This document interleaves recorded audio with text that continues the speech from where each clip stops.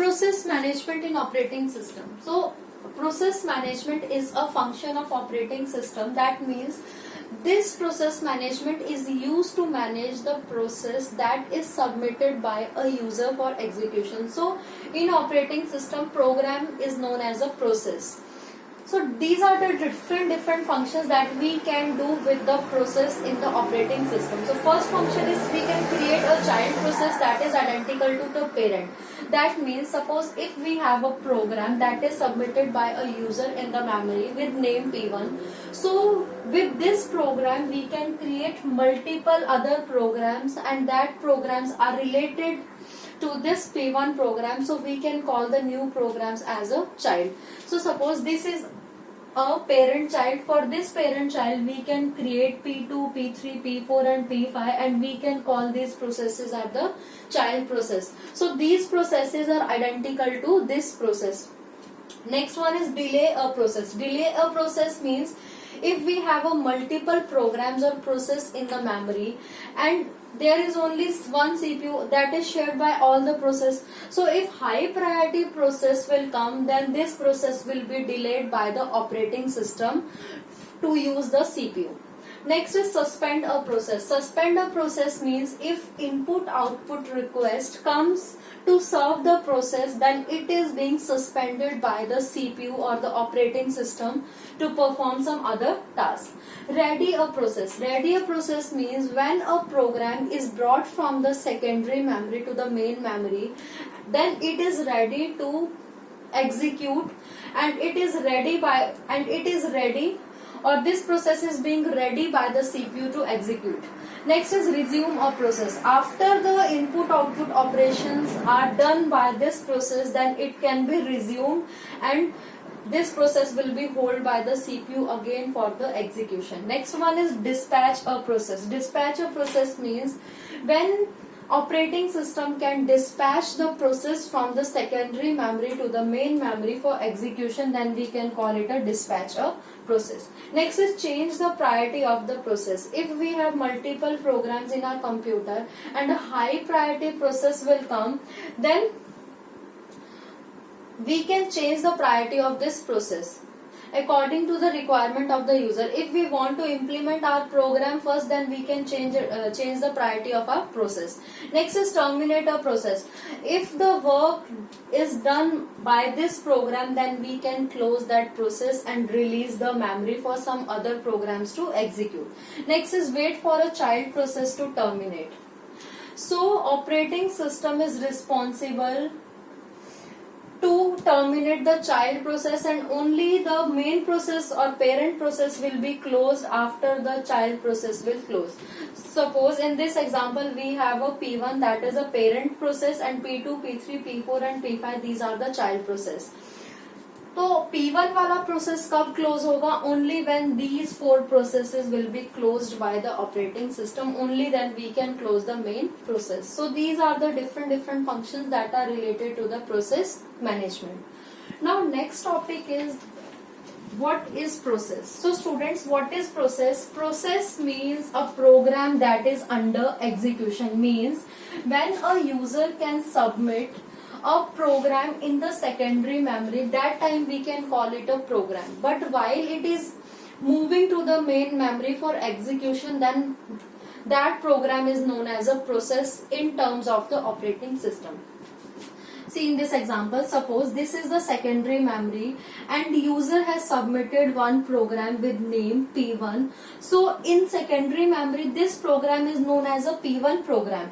But while it is transferring from the secondary memory into the main memory for execution, at that time this program is known as a process. So process is the term in operating system. So process means a program which is under execution is known as a process. So process means a program that is under execution. Now जब भी कोई programme main memory में आया है तो that means वो execution के लिए ही आया है. एंड एग्जीक्यूशन के लिए what process needs? Process needs CPU time and other hardware resources in order to execute. So In short, process is a program that is under execution and is competing for the CPU time as well as the other hardware resources for execution. So this is process. Now next topic is multi-programming. What is multi-programming? Multi-programming means in a single computer, multiple programs are executing at the same time and all the programs can use a single processor or single CPU. That is known as a multi-programming.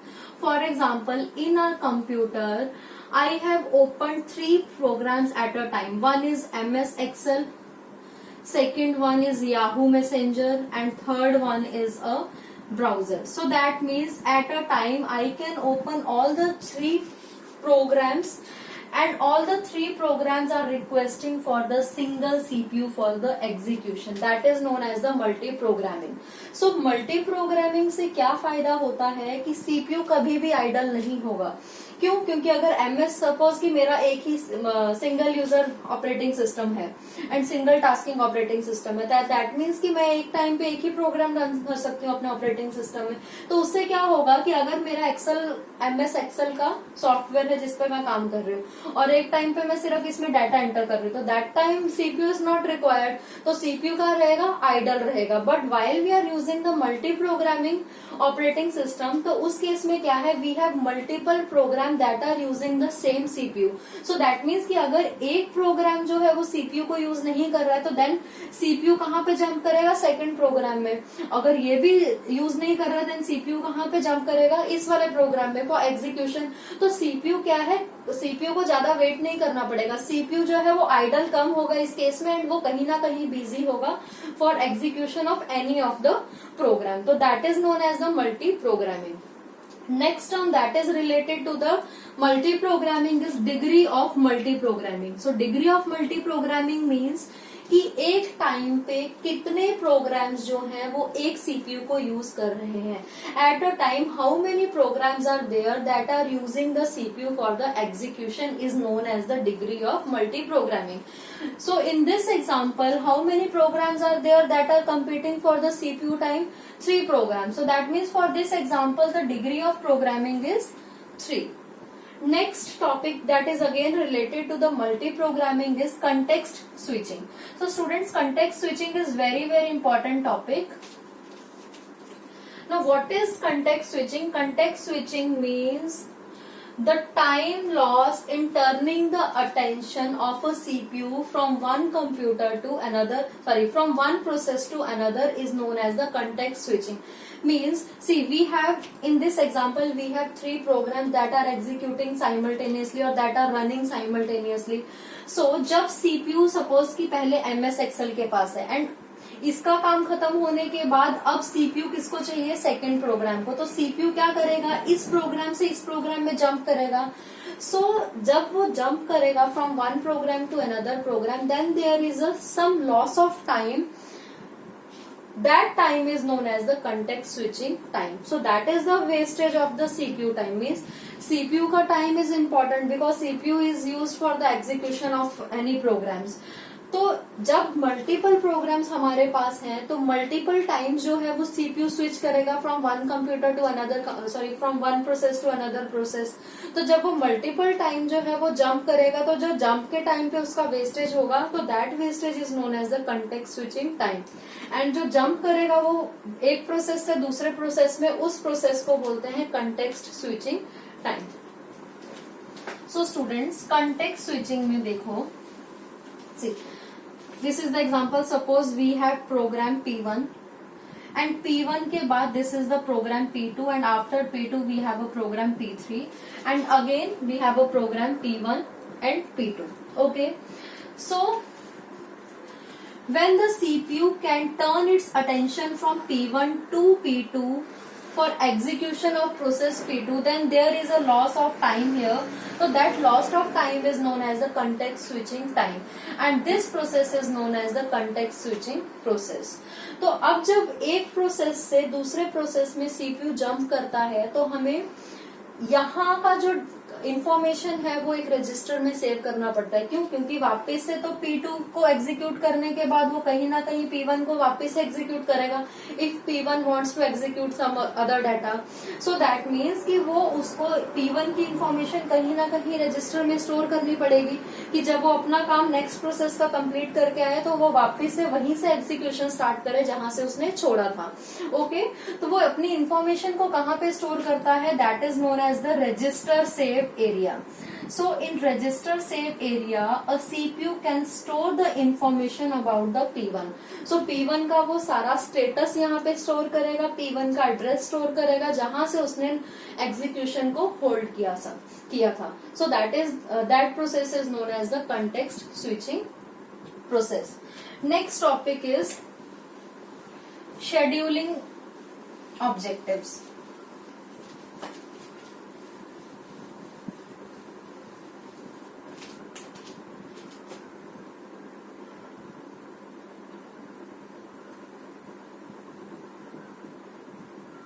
Scheduling objective means कि when the process is in the secondary memory, but if operating system wants to execute that process, then that process will be come from the secondary memory to the main memory for the execution. तो कौन से objectives हैं उस time पे that are related to the shifting of data from one place to another or shifting of process from one place to another.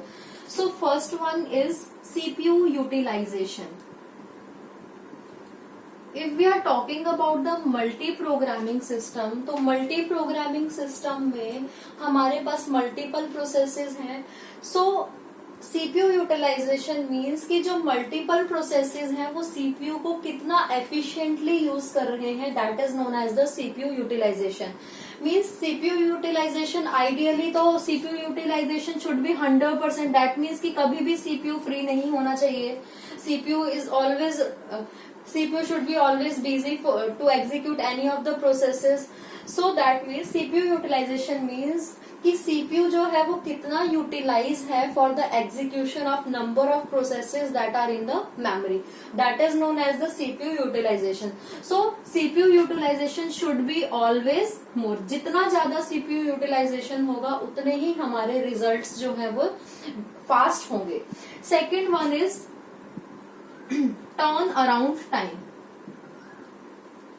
Turn around time means कि कब एक user ने अपना रिक्वेस्ट सबमिट किया memory में और कब वो रिक्वेस्ट जो है उसके अकॉर्डिंग उसको रिजल्ट मिला, that is known as the turn around time. That means the time taken to submit the request and how much time it will be taken by the CPU to respond to its request, that time is known as the turn around time. कि कब user ने अपना request memory में submit किया और submit करने के बाद कितनी जल्दी उसको रिजल्ट मिला, तो वो जो ड्यूरेशन है between the submission and the completion is known as the turn around time. So the time between the job submission and the job completion is known as the turn around time. Next one is fairness. Fairness is the next objective. Fairness means कि हर एक process को fair होना चाहिए CPU. ठीक है, that means कि अगर हमारे पास P1 and P2 and P3 3 processes हैं तो हर प्रोसेस के पास CPU जाना चाहिए फॉर एग्जीक्यूशन. तो कितना हमारा शेड्यूलिंग जो शेड्यूलर है हमारा वो कितना फेयर है हर एक प्रोसेस के लिए, that is known as the fairness. तो फेयरनेस तो हमेशा बेटर ही होना चाहिए. अगर सब प्रोसेस के पास अगर CPU जाएगा तो दैट मीन्स हर एक प्रोसेस अपना एग्जीक्यूशन कर सकता है. बट अगर सपोज यहाँ पे P1 और P2 के पास ही CPU एंड P3 को कभी CPU मिला ही नहीं तो P3 का तो कभी एग्जीक्यूशन कंप्लीट हो ही नहीं पाएगा. सो शेड्यूलर कैसा होना चाहिए? जो फेयर हो. So it should be better. Turn around time should be less. जितना कम टाइम लगेगा हमारे रिक्वेस्ट को फुलफिल होने में उतना ही अच्छा हमारा क्या होगा? शेड्यूलर होगा. Next one is throughput. Throughput means total work done by all the users together or all the programs together is known as the throughput. Suppose we have 3 process, तीनों प्रोसेस ने टोटल एक particular time slot में कितना काम किया using CPU is known as the throughput. जितना ज्यादा वो सीपीयू को यूटिलाइज करेंगे उतना ही ज्यादा उनका काम जल्दी कंप्लीट होगा. तो दैट मीन्स जितना ज्यादा कंप्लीट होगा उतना ही ज्यादा थ्रूपुट होगा. सो throughput should be always more. Next one is waiting time. Waiting time means कि जब एक बार हमारा प्रोसेस मेन मेमोरी में आ गया और वी कैन से अ रेडी स्टेट, अगर हमारा एक प्रोसेस कोई भी रेडी स्टेट में आ गया तो रेडी स्टेट में आने के बाद उसको कितना टाइम लगा सीपीयू मिलने में, that is known as the waiting time. Means how much time is required by a CPU to be assigned to any process when it comes in the ready state, that is known as the waiting time. अब CPU, अब process को user ने submit कर दिया secondary memory में, secondary memory से वो main memory में आ गया बिकॉज मेन मेमोरी में हमारे पास स्पेस अवेलेबल था. बट मेन मेमोरी में आने के बाद सीपीयू उसको कितनी जल्दी मिलता है for execution, that time is known as the waiting time. So it should be always less. Last one is response time. Response time means कि हमारे क्वेश्चंस का आंसर कितनी जल्दी मिलता है, that is known as the response time. तो वो depend करता है कि हमारा प्रोसेस किस टाइप का है और सीपीयू जो है वो कितने प्रोसेस को हैंडल कर रहा है. नेक्स्ट इज हमारे हार्डवेयर रिसोर्सेज कैसे हैं, हमारा जो सीपीयू है वो कौन सी शेड्यूलिंग एल्गोरिदम्स यूज कर रहा है. उन सबके फैक्टर्स पे डिपेंड करता है रिस्पॉन्स टाइम. मीन्स कि किसी भी प्रोसेस को अगर कोई भी रिस्पॉन्स देना है किसी भी इवेंट के लिए तो वो कितनी जल्दी उस इवेंट का रिस्पॉन्स देता है, कितनी जल्दी उस इवेंट का आंसर देता है, that is known as the response time. So that response time depends upon the number of factors that is related to the scheduling time, that is related to the hardware resources that can serve this particular process. Operating system हमारा कौन सा है, कौन सी algorithms वो follow कर रहा है in order to execute the programs. So all these are the scheduling objectives in the operating system. So in short, CPU utilization means कि सारे प्रोसेस जो हैं वो CPU को कितना यूटिलाइज कर रहे हैं for the execution, that is known as the CPU utilization.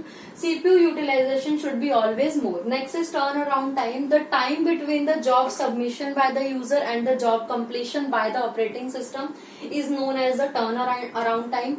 Fairness means कि जितने भी प्रोसेस हैं हर एक process will get the chance to use the CPU for execution, that is the fairness. So fairness should be always better, means हर एक process को opportunity मिलनी चाहिए सीपीयू की. Next is throughput. Throughput means कि how much work is done by all the processes together, that is known as a throughput. So it should be always more. Next is waiting time. कितना time लगेगा किसी भी process को CPU मिलने में for execution, that is known as a waiting time.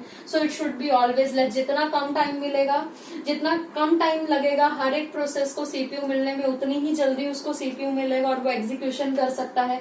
Response time means कि एक बार question या इवेंट सबमिट करने के बाद कितना टाइम लगता है रिस्पॉन्ड करने के लिए, that is known as the response time. For example, जैसे मैंने क्लिक बटन पे प्रेस किया, तो क्लिक बटन पे प्रेस करने के बाद मुझे कितनी जल्दी नेक्स्ट पेज ओपन होके उसका रिजल्ट मिलता है, that is known as the response time. So this is all about the scheduling algorithm. Now next one is we have two types of scheduling. First is preemptive and second is non-preemptive scheduling. So students, what is the difference between preemptive and non-preemptive scheduling is preemptive and non-preemptive scheduling. In case of preemptive scheduling, अगर मेरे पास suppose कि दो process हैं P1 and P2, P1 and P2 कोई process है, एक third process यहाँ पे है P3 एंड उसका जो प्रायोरिटी है that is highest among P1, P2 and P3. Okay, so अगर मेरा जो शेड्यूलिंग है वो प्रिएम्पटिव टाइप की है और मेरे process P1, P2 and P3 हैं, जिनमें P3 का जो प्रायोरिटी है वो हाईएस्ट है और वो P3 कब आएगा, जब हमारा P1 जो है वो ऑलरेडी एग्जीक्यूट हो रहा है। दैट मीन्स सीपीयू का होल्ड अभी किसके पास है, P1 के पास। और P1 के पास जब सीपीयू का होल्ड है, दैट मीन्स ये अभी करंटली प्रोसेस एग्जीक्यूट हो रहा है और बीच में ही किसी यूजर ने अपना रिक्वेस्ट सबमिट किया and with name process P3 and उस P3 प्रोसेस का जो प्रायोरिटी है दैट इज हाईएस्ट। तो प्रिएम्प्टिव अगर शेड्यूलिंग है तो उस केस में क्या होगा, सीपीयू क्या करेगा, ये इसका एग्जीक्यूशन बीच में ही रोक देगा और पहले कहाँ चला जाएगा, P3 के पास उसको एग्जीक्यूट करने के लिए, because the priority of this P3 is highest as compare to the P1। Okay और P3 कंप्लीट होने के बाद ही सीपीयू वापस कहाँ पे जाएगा, P1 को एग्जीक्यूट करने के लिए। So that is known as the preemptive, means कि during the execution of any process when the highest priority process comes or submitted by the user, then CPU hold its current process and it can serve the highest priority process first, and after completing the highest priority process only then it will go back to the current process. That is the preemptive scheduling. तो इस case में क्या होगा, context switching ज्यादा होगा। Y, क्योंकि अगर suppose हमारा एक P1 प्रोसेस एग्जीक्यूट हो रहा है बट बीच में P3 आया, P3 के बाद कोई P4 प्रोसेस आया, देन P5 आया, P6 आया, बार बार प्रोसेस आएंगे तो बार बार सीपीयू क्या करेगा, P1 से P3, P3 से P1, P1 से P5, P5 से P1, P1 से P4, तो वो बार बार क्या करेगा, चेंज करेगा अपनी अटेंशन को from different different processes. So that means in this preemptive scheduling the context switching is more. Second is non-preemptive. Non-preemptive means when we have three process P1, P2 and P3 which is having the highest priority. So in case of the non-preemptive, अगर CPU P1 के पास है और बीच में कोई P3 highest priority का process आता है, तब भी CPU क्या करेगा, पहले P1 को ही एग्जीक्यूट करेगा, वो बीच में अपना एग्जीक्यूशन छोड़ के P3 को सर्व नहीं करेगा। तो that is known as the non preemptive, means the CPU is executing its current process even if the highest process comes in between. Okay, so that is the non preemptive. तो इस case में क्या है कि पूरा attention CPU का P1 के पास ही है, तो बार बार वो स्विचिंग नहीं कर रहा from one process to another process. वो स्विच कब करेगा, जब ये पूरा प्रोसेस जो है वो कंप्लीट होगा। So that means in this case the context switching is less. Next difference between preemptive and non preemptive is preemptive scheduling basically हम कब यूज करते हैं, in online and the real time systems, ठीक है, जिनमें हमें priorities जो है वो इम्पोर्टेंट है। In that cases we can use the preemptive. And non preemptive हम कब यूज करते हैं, जब हम नॉर्मल प्रोग्राम्स एग्जीक्यूट कर रहे हैं जिनमें हमें प्रायोरिटीज की जरूरत नहीं है। नेक्स्ट वन इज प्रिएम्प्टिव के केस में जो सीपीयू का यूटिलाइजेशन है दैट इज लेस। क्यों, क्योंकि सीपीयू का टाइम वेस्ट हो रहा है while it is turning the attention from one process to another process. But in case of the non preemptive the CPU utilization is more, क्योंकि CPU जो है वो ज्यादा टाइम के लिए एक ही प्रोसेस के पास है। नेक्स्ट वन इज, इस केस में जो हमारा टर्न अराउंड टाइम है that is again less. Why the turn around time is less, क्योंकि सीपीयू जो है वो एक पूरे प्रोसेस के पास एक टाइम के लिए नहीं है, वो आधा यहाँ पे सर्व करेगा, then it will jump to P3, then it will again jump to P1। So turn around time should is more in case of the preemptive, while in case of the non preemptive turn around time is less.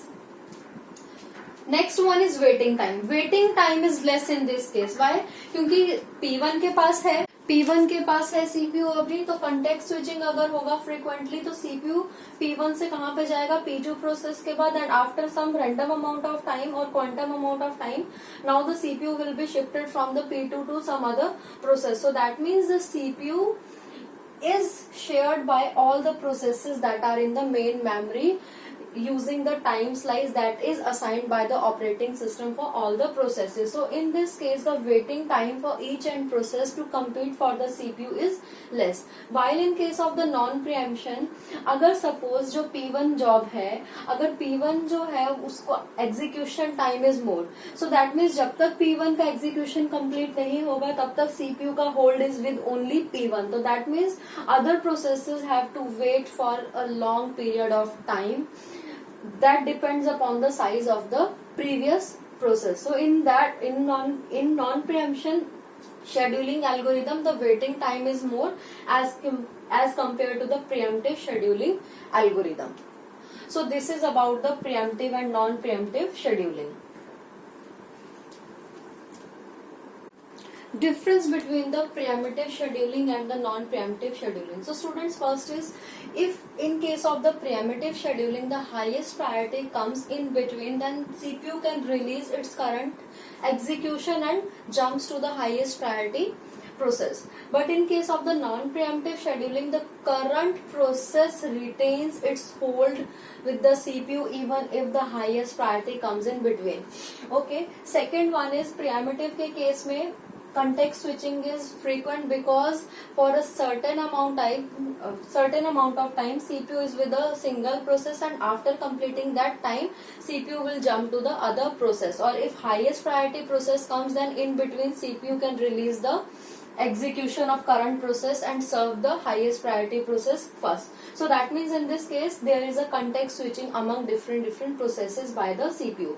In this case the context switching is not frequent, means only the CPU can release the hold from the current process when the execution of that process completes. Next is the waiting time is less.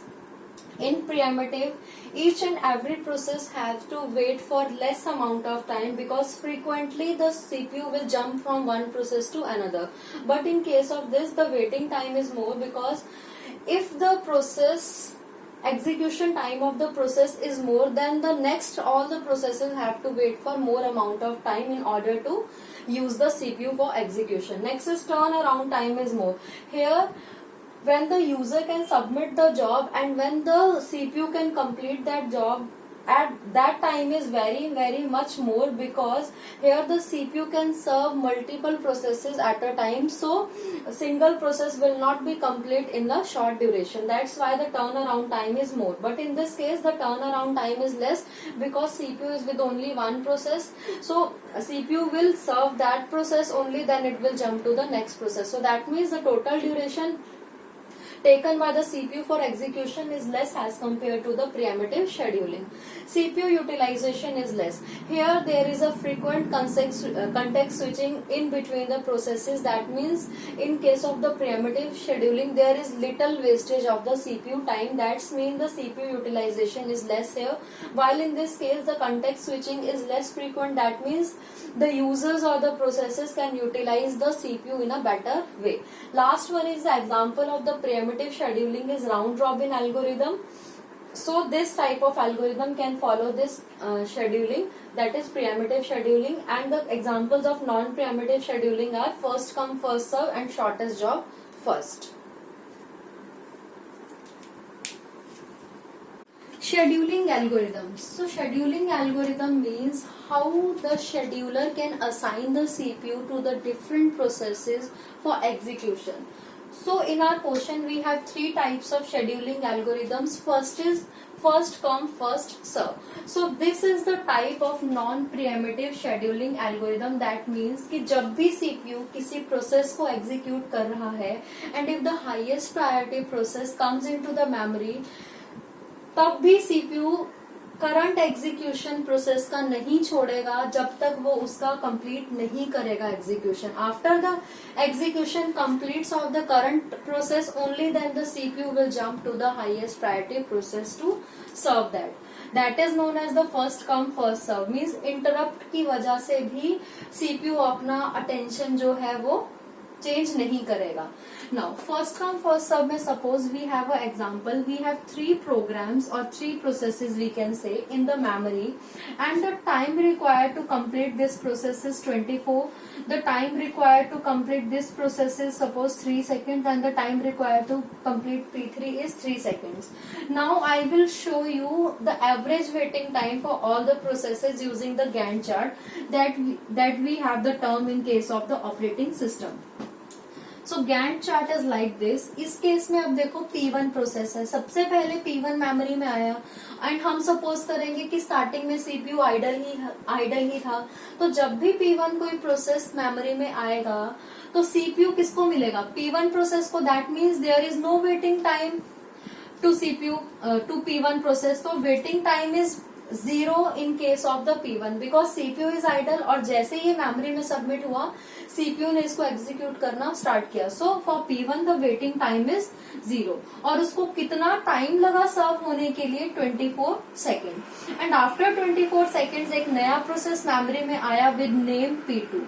उसको कितना time लगा सर्व होने के लिए? 3 second. So that means total 3 seconds are required by the P2 process to complete. Next one is P3 process. So P3 process is again of 3 seconds. So that means 27 to 30 seconds are required by the P3 process to execute. So P1 process तो starting में आया, that means उसको कोई time नहीं लगेगा execution के लिए. So waiting time for P1 is 0. Second process P2 आया, बट P2 को कितने सेकंड्स के लिए वेट करना पड़ेगा? 24 सेकंड्स के लिए. क्यों? क्योंकि P1 process already CPU execute कर रहा है. तो P2 तब तक एग्जीक्यूट नहीं होगा जब तक P1 का एग्जीक्यूशन कंप्लीट नहीं होगा. सो P2 has to wait for 24 seconds. Next process is P3. P3 को कितना वेट करना पड़ेगा? 27 seconds का, क्योंकि वो थर्ड नंबर पे आया है और उससे पहले P1 सर्व होगा, then P2 only, then operating system will serve P3. So total waiting time for P3 is 27 seconds. और अगर सपोज कि P1 एग्जीक्यूट हो रहा है, बीच में ही कोई P3 प्रोसेस भी यूजर सबमिट करता है मेमोरी में और इसका प्रायोरिटी इज हाईएस्ट, तब भी CPU जब तक इसका काम कंप्लीट नहीं होगा तब तक उसको सर्व नहीं करेगा. That is the first come first serve that comes under the non preemptive algorithm. So the average waiting time for all the processes to complete is 0 plus 24 plus 27 divided by 3. So total time is 51 by 3, that is 17 seconds. So the total average waiting time in case of this example is 17 seconds. Now next algorithm is shortest job first. Students, वो आपको नाम से ही समझ में आ रहा होगा, shortest job first. सो shortest job first means कि जिस प्रोसेस को कम टाइम लगेगा एग्जीक्यूशन के लिए पहले उसको सर्व करेंगे, और जिसको ज्यादा टाइम लगेगा उसको बाद में सर्व करेंगे. सपोज अभी सेम एग्जांपल है, P1 is 24 seconds, P2 is 3 seconds and P3 is 3 second. तो अब इस केस में देखो P2 एंड P3 जो है उन दोनों को सेम टाइम लगेगा एग्जीक्यूशन के लिए. तो इस केस में शॉर्टेस्ट जॉब फर्स्ट में क्या होगा? जो इन दोनों में से पहले आया है उसको सर्व किया जाएगा. तो अगर सपोज इन दोनों में से P2 एंड P3 में से P2 पहले मेमोरी में सबमिट हुआ है, तो अगर operating system shortest job first algorithm follow करता है तो पहले P2 को CPU मिलेगा, देन P3 को मिलेगा, उसके बाद P1 को. क्यों? क्योंकि in case of the shortest job first जिसका एग्जीक्यूशन टाइम कम है सबसे पहले CPU उसको एग्जीक्यूट करता है, and in the ascending order. Okay, so अब इस एग्जांपल के अकॉर्डिंग हमारा गैंट चार्ट बनेगा 0 से लेके 3. That is used by P2 and 3 seconds खत्म होने के बाद now CPU is assigned to P3. तो 3 के बाद वो 3 सेकेंड्स के लिए P3 के पास रहेगा, and after that CPU will goes to the P1 process for execution. So total यहाँ पे वो कितना टाइम तक रहेगा? 30 सेकेंड्स के लिए. सो इस केस में अगर हम शॉर्टेस्ट जॉब फर्स्ट यूज करते हैं तो P2 को कितना वेटिंग टाइम चाहिए? 0. P3 को कितना वेटिंग टाइम चाहिए? 3.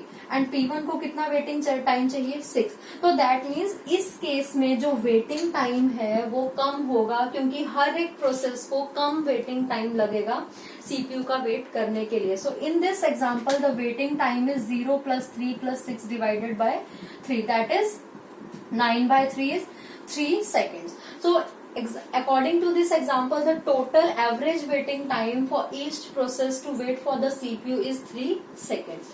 Now we can take different examples. Suppose now the value of P3 is 6. Okay, then according to this example, now P2 को सबसे छोटा जॉब कौन सा है? P2. तो सबसे पहले CPU P2 को मिलेगा 0 to 3 सेकेंड्स के लिए. उसके बाद छोटा जॉब कौन सा है? P3 का. तो दैट मीन्स कि अब 6 सेकेंड्स के लिए CPU is with P3. So total यहाँ पे आएगा 9. Now after this the CPU will serve this P1 with time 24 seconds. तो 24 सेकेंड्स मीन्स 33 सेकेंड्स तक के लिए वो P1 के पास रहेगा. So according to this example, the waiting time of P2 is 0, waiting time of P3 is 3 and the waiting time of P1 is 9 and the total average time is 12 by 3. So 12 by 3 is 4 seconds. So in case of the shortest job first, according to the time taken by a process for execution, we can assign the CPU. जो कम time लेगा उसको CPU पहले मिलेगा. But disadvantage क्या है shortest job first के case में? Suppose पहले यही 3 प्रोसेस थे मेमोरी में, बट हमने P2 को किया, P2 को कंप्लीट किया, उसके बाद एक नया प्रोसेस आ गया सपोज P5 एंड P5 जो है उसका साइज क्या है? 2 सेकेंड्स का. तो P2 को कंप्लीट होने के बाद अब CPU जो है वो P3 को नहीं मिलेगा, वो किसको मिलेगा? P5 को मिलेगा. चाहे उसका प्रायोरिटी ज्यादा है या नहीं है, बट उसका टाइम कम है as compare to P3 and P1. तो that means now CPU will serve P3. तो इन प्रोसेसेस के लिए वेटिंग टाइम तो बहुत ज्यादा हो जाएगा, तो और फेयरनेस बहुत कम हो जाएगा, क्योंकि ये पहले आए हैं और कब से वेट कर रहे हैं, बट इनका एग्जीक्यूशन कंप्लीट नहीं कर रहा है CPU इनको नहीं मिल रहा है. तो दैट मीन्स P1 और P3 के साथ फेयरनेस नहीं है. सो this is the disadvantage in case of the shortest job first. Next is round robin algorithm. Round robin algorithm is an example of preemptive scheduling. That means कि अगर बीच में भी कोई highest priority का प्रोसेस आएगा तो CPU अपना hold जो है वो हाईएस्ट प्रायोरिटी को देगा इन बिटवीन, और उसको कंप्लीट करने के बाद वापस से वो अपनी एग्जीक्यूशन को रिज्यूम करेगा with the current process. So that means if this is process P1 के बाद वो P2 के पास भी स्विच कर सकता है, then P3, then P4, then again with P1, P2, P3 and P4. तो this is known as a round robin algorithm. तो इस केस में सेकेंड चीज क्या है? हम हर एक प्रोसेस को टाइम क्वांटम असाइन करते हैं. ओके, टाइम क्वांटम, और we can say that a time slice. तो हर एक प्रोसेस को we can assign a time slice and according to that time slice CPU will be assigned to that process for the execution. Suppose अब हमारे पास example है with 4 process P1, P2, P3 and P4. P1 को सर्व होने के लिए भी 5 seconds लगेगा, P2 को सर्व होने के लिए 10 seconds, 2 seconds and 3 seconds. Okay, इतना टाइम चाहिए इनको एग्जीक्यूट होने के लिए. So according to the round robin algorithm we can draw the Gantt chart. इसके अकॉर्डिंग क्या है अब देखो, and for this example suppose the time slice जो हमने सेट किया है that is of 2 seconds. Means every 2 seconds the CPU is with particular process and after completing 2 seconds CPU will jump to another process. Okay, so इस case में क्या होगा? Fairness ज्यादा हो जाएगा, हर एक को मौका मिलेगा CPU को यूटिलाइज करने का. ओके, वेटिंग टाइम भी हर प्रोसेस के लिए कम हो जाएगा. बट इस केस में CPU यूटिलाइजेशन कम क्यों होगा? क्योंकि बार बार कंटेक्स्ट स्विचिंग होगा अमंग द डिफरेंट प्रोसेसेस. सो वही एग्जांपल था प्रीएम्प्टिव का, मैंने उसमें क्या बताया था? Context switching is frequent in case of the pre-emptive scheduling algorithm. अब देखो एग्जांपल, इस केस में सबसे पहले P1 है, उसको कितने सेकंड्स के लिए मिलेगा? CPU 2 सेकंड्स के लिए. सो 0 to 2 CPU is with process P1, और P1 का काम खत्म होने के बाद इसको अभी कितना टाइम चाहिए एग्जीक्यूशन के लिए? 3 सेकंड्स लेफ्ट. अब किसको मिलेगा? P2 को. तो 2 से 4 तक किसके पास रहेगा? P2 के पास. तो इसके कितने सेकंड्स बाकी बचे? 8 सेकंड्स. अब किसको मिलेगा? P3 को. सो उसके बाद P3 आया तो 4 to 6 CPU is with P3. Next is P4. तो P4 में 2 सेकंड्स के लिए रहेगा and after 2 seconds it will again goes goes to the P1 process. तो P1 प्रोसेस के पास वापस आया 10 सेकेंड्स के लिए, तो यहाँ पे remaining is 1 second. Next is again P2 के पास वो 2 सेकेंड्स के लिए रहा, सो time left here is 6 seconds. Next P3 का काम कंप्लीट हो चुका है, that means that is not available in memory now. Next is P4 process के पास वो अब कितने टाइम के लिए रहेगा, सिर्फ 1 सेकेंड के लिए, क्योंकि उसका बाकी का एग्जीक्यूशन टाइम जो है वो हो चुका है। सो 12 to 13 seconds CPU is with P4 process, and after this now again CPU will switch to P1. अब P1 का भी 1 सेकेंड बचा है, तो that means 13 to 14 seconds CPU is with P1, and after 14 seconds अब ये जितने भी 6 seconds हैं उसके लिए CPU कहाँ पे रहेगा, P2 प्रोसेस के पास। So this is a round robin scheduling algorithm. So first come first serve and shortest job first is an example of non preemptive scheduling algorithm, and round robin scheduling algorithm is an example of preemptive scheduling algorithm. Next topic is time multitasking. So what is multitasking? Multitasking means multiple tasks within a single process, that is known as the multitasking. Multi programming क्या था, एक computer में multiple programmes, means जैसे Excel हो गया, browser हो गया, Facebook हो गया, याहू मैसेंजर हो गया, जी टॉक हो गया, जूम हो गया। सो ये डिफरेंट प्रोग्राम्स हैं जो हम एक कंप्यूटर में कर रहे हैं, और सभी प्रोग्राम्स को एग्जीक्यूट होने के लिए सीपीयू चाहिए, that is known as a multi programming. And what is multitasking? Multitasking means एक ही प्रोसेस में मल्टीपल टास्क, जैसे हमारे पास P1 प्रोसेस है, P1 प्रोसेस के अंदर ही हमारे सब पार्ट्स हैं X, Y, Z, U। Okay, so ये क्या हो गए, टास्क। सो एक ही प्रोसेस के अंदर multiple task is known as the multitasking system. अब सपोज स्टूडेंट्स फॉर एग्जाम्पल हमारे पास टास्क 0 है।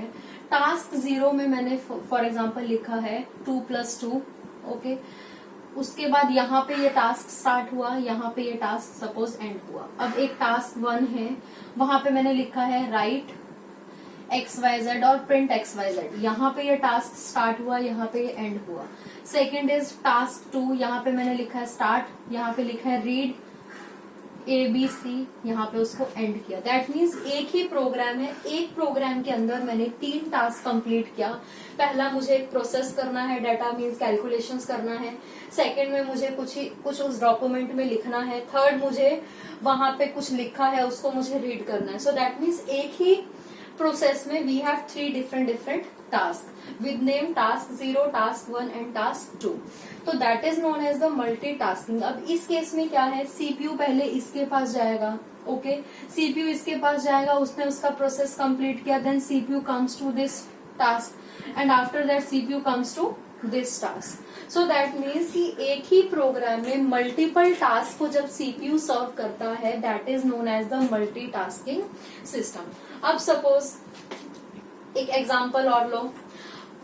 ओके, अगर ये मेरा एक प्रोसेस करना है डाटा, और इसी टास्क में मैंने क्या लिखा है, प्रिंट XYZ, और यहाँ पे इसी टास्क में मैंने क्या लिखा है, कैलकुलेट 2 + 2 अगेन। ओके, तो सीपीयू सबसे पहले यहाँ पे आएगा, सीपीयू इसको प्रोसेस करेगा, उसके बाद वो चेक करेगा कि यहाँ पे क्या कमांड है, प्रिंट XYZ। तो यहाँ पे मीन्स हमें प्रोसेसिंग नहीं करना है, तो सीपीयू की रिक्वायरमेंट नहीं है। इस कमांड को एग्जीक्यूट करने के लिए किसकी जरूरत पड़ेगी, इनपुट आउटपुट डिवाइसेस की।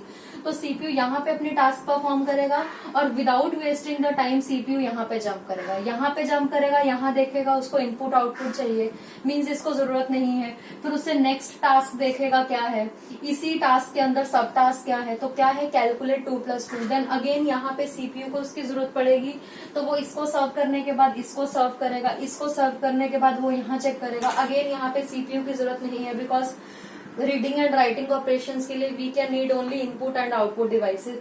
सो दैट मीन्स कि एक ही प्रोग्राम के अंदर CPU can perform the multiple task simultaneously, that is known as the multitasking system. Next is time slice. Students, ये इस टाइप के टर्म्स जो हैं वो एग्जाम्स में आती हैं for 1 mark. So time slice is again a very important definition for 1 mark. So what is time slice? जो मैंने तुम्हें राउंड रॉबिन एल्गोरिदम में बताया, time slice is known as a time quantum, means कि कितना सीपीयू जो है वो हर एक प्रोसेस को मिलना चाहिए, that is known as a time slice, means the time allocated to each and every process in the main memory to use the CPU for execution, that is known as the time slice. The time slice means time required by a process to use a CPU for execution is known as a time slice. अगर मेरे पास 2 process हैं P1 and P2 and I have set the time slice, or we can say a time quantum is equal to 2. That means for every 2 seconds the CPU is with P1 and after completing the 2 seconds now the CPU is with P2 process. So that is known as the time slice.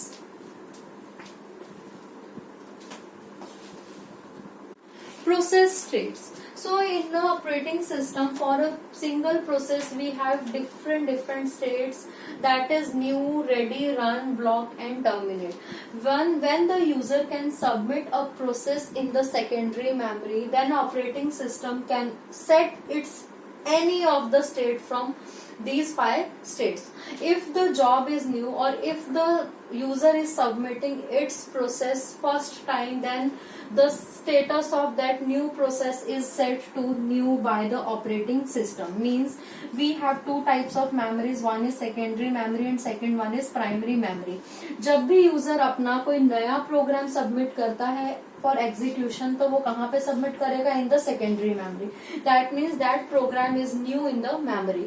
So the operating system set the status of that process to new. After that, from the secondary memory, operating system will swap in that process to the primary memory for the execution. Execution के लिए हर process को primary memory में जाना पड़ता है. तो that means now the operating system will set the state from new to ready. Ready means now the process or a program is in the primary memory for execution. Okay, and after ready state अगर process को CPU allocate हो जाता है for the execution, now the state change from ready to run. Run means now currently the process is executing by the CPU. काम complete होने के बाद after the execution complete, now the process released the memory, okay, and the status of that process is set to terminate. Means कि वो काम उसका process का complete हो गया, now we can terminate that process. In between we have another process state that is known as the block. Block means suppose if a process is currently serving the input output services, that means at that particular time process do not need the CPU for processing, so operating system will push that process into the block state and assign the CPU to some other process. Students, I will give you a simple example to show how we can set the states or how the operating system can set the states to the process. Suppose we have an example of student information system. This is the website which student want to use, student information system. Okay, ये एक website है जो student को use करनी है. तो सबसे पहले उसने इस वेबसाइट को ओपन किया, तो ओपन किया दैट मीन्स उसका स्टेट क्या हो गया? New state. ओपन करने के बाद अब अगर मुझे यहाँ पे लॉगिन डिटेल्स फिल करके लॉगिन बटन पे क्लिक करना है फॉर प्रोसेसिंग, और मीन्स कि वो उसके होम पेज पे जाना चाहिए. ओके, तो हम क्या करेंगे? तो उसको एग्जीक्यूट करना है मुझे पेज को, और एग्जीक्यूट करने के लिए ऑपरेटिंग सिस्टम क्या करेगा? इस प्रोग्राम को न्यू स्टेट से कहाँ लेके आएगा? रेडी स्टेट में. अब प्रोसेस जो है वो रेडी स्टेट में चला गया फॉर एग्जीक्यूशन. अब एग्जीक्यूशन के बाद यहाँ पे वो तब तक वेट करेगा जब तक इसको सीपीयू नहीं मिलेगा। अब सपोज मैंने यहाँ पे लॉगिन बटन पे क्लिक कर दिया, तो कभी कभी तुमने देखा होगा ऐसे वेटिंग वेटिंग वेटिंग वेटिंग ऐसे राउंड राउंड राउंड सर्कल घूमता है। तो दैट मीन्स कि हमारे प्रोसेस को सीपीयू जो है, हमारे प्रोसेस को वेट करना पड़ेगा जब तक उसका सीपीयू जो है वो उसको सर्व नहीं कर देता। ओके, तो that is known as the waiting time. तो लॉगिन पे क्लिक करने के लिए if the CPU is available, तो डायरेक्टली वो लॉगिन पे क्लिक करके क्या है वो नेक्स्ट पेज पे चला जाएगा। But if the CPU is not available, then ready state में ही इस प्रोसेस को वेट करना पड़ेगा जब तक सीपीयू जो है वो अवेलेबल नहीं है। ओके, तो सपोज अभी लॉगिन किया हमने और सीपीयू अवेलेबल था, तो हमारा नेक्स्ट पेज ओपन हो गया। यहाँ पे स्टूडेंट को अपना इंफॉर्मेशन फिल करना है। ओके, इंफॉर्मेशन फिल करने के लिए now this process needs input output devices. Means keyboard चाहिए इंफॉर्मेशन फिल करने के लिए, और जो इंफॉर्मेशन फिल किया है उसको चेक करने के लिए मॉनिटर चाहिए। दैट मीन्स इस टाइम पे प्रोसेसिंग की जरूरत नहीं है, कोई हम डाटा प्रोसेस नहीं कर रहे। That means there is no need of CPU now. तो उस टाइम पे सीपीयू आइडल है। और अगर हमारा सिस्टम मल्टी प्रोग्रामिंग सिस्टम है, तो ऑपरेटिंग सिस्टम क्या करेगा, इस सीपीयू को किसी अदर प्रोसेस को दे देगा जो अभी रेडी स्टेट में अवेलेबल है अदर देन दिस प्रोसेस। तो दैट मीन्स कि P1 और ये वाला प्रोसेस कौन सी स्टेट में चला जाएगा, ब्लॉक स्टेट में। ब्लॉक स्टेट में वो कब जाएगा, जब उसके पास सीपीयू नहीं है और वो कौन से ऑपरेशंस परफॉर्म कर रहा है, इनपुट आउटपुट ऑपरेशंस। अब इस पेज के इनपुट आउटपुट ऑपरेशंस हो गए, मीन्स उसने डाटा फिल कर दिया। डाटा फिल करने के बाद अब उसको सबमिट बटन पे क्लिक करना है। तो सबमिट बटन पे क्लिक करने के लिए again this process require the CPU. तो अब ब्लॉक स्टेट से वो वापस कहाँ पे चला जाएगा, रेडी स्टेट में। अब रेडी स्टेट में again it will wait for the CPU for the execution. अब उसको अगर सीपीयू मिल गया तो वो सबमिट बटन पे क्लिक करके उसका इन्फॉर्मेशन सबमिट हो जाएगा। बट अगर उसको सबमिट बटन पे क्लिक करके सीपीयू अवेलेबल नहीं है, देन अगेन क्या होगा, processing processing processing. So this is all about the different states of the process. Next topic is priorities of the process. So students, priority means कि हम अगर process को execute करना चाहते हैं तो we can assign the priorities to the process. So according to the priorities, CPU will process those processes, and after that they can process the normal process, or we can say a program. So priorities are of three types. First one is internal priority, second one is external priority, and third one is purchased priority. So priority क्या है, अगर मेरे पास 3 process है P1, P2 and P3, but this is a real time process, तो अगर मैं इसको priority assign करती हूँ तो सीपीयू क्या, and if the operating system is following the round robin algorithm और some other preemptive algorithms, so that means CPU will serve the P3 process first, and after completing the execution of this process, then the CPU will jump to P1 and P2. So that is known as the priority. So priorities are of 3 types. First one is internal priority, second one is external priority, and third one is purchased priority. So first is internal priority, that is set by the CPU itself. So CPU जो है वो हर एक process के लिए खुद से priorities assign करेगा. That depends upon the algorithm that it is followed. Okay, वो डिपेंड करता है एल्गोरिदम्स पे. Suppose P1, P2 and P3 है. P1 को 5 सेकेंड चाहिए एग्जीक्यूट होने के लिए, P2 को 6 चाहिए, P3 को 7 चाहिए. तो अगर फर्स्ट कम फर्स्ट सर्व है या हम राउंड रॉबिन यूज कर रहे हैं तो हम हर एक को 2-2 सेकेंड्स का टाइम स्लाइस देंगे, and according to that these will be serve. और सीपीयू जो है वो कुछ फैक्टर्स के अकॉर्डिंग प्रायोरिटीज असाइन करेगा डिफरेंट प्रोसेस को. मीन्स P1 को सीपीयू ज्यादा टाइम के लिए चाहिए तो ऑपरेटिंग सिस्टम देखेगा कि दूसरे अगर प्रोसेस को कम टाइम के लिए चाहिए तो CPU will allocated to those process first, and after serving that P1 को सीपीयू मिलेगा. तो दैट मीन्स वो डिपेंड करता है ऑपरेटिंग सिस्टम कौन से फैक्टर्स को फॉलो करता है. According to those factors internal priority will be assigned by the operating system. Second one is external priority. External priorities are set or assigned by the user. अब external priorities हम अपने आप देते हैं, that is not decided by the operating system. But अगर हमने किसी process को प्रायोरिटी नहीं दिया एक्सटर्नली, देन सीपीयू जो है वो बाय डिफॉल्ट प्रायोरिटीज दे देगा अकॉर्डिंग टू द सोर्सेज और द सीपीयू और हार्डवेयर रिसोर्सेज अवेलेबल, तो वो उसको ट्रीट करेगा एज अ इंटरनल प्रायोरिटी। तो students, if you want to set the external priority, तो एक्सटर्नल प्रायोरिटी किसी भी प्रोसेस के लिए आप कैसे सेट कर सकते हो? For that you have to open the task manager from your computer या कंट्रोल ऑल डिलीट, ओके। उसके बाद तुम्हारा टास्क मैनेजर ओपन होगा। टास्क मैनेजर में जितने भी करंटली तुम्हारे प्रोसेस सबमिटेड हैं मेमोरी में और एग्जीक्यूशन के लिए, उन सबका लिस्ट आ जाएगा। उन सबका लिस्ट आने के बाद यहाँ पे एक टैब है, that is known as the process tab. Process tab पे क्लिक करोगे तो वो सारा लिस्ट आ जाएगा, ठीक है। और लिस्ट आने के बाद जो प्रोसेस जिसकी प्रायोरिटी तुम्हें चेंज करनी है, you have to click on that.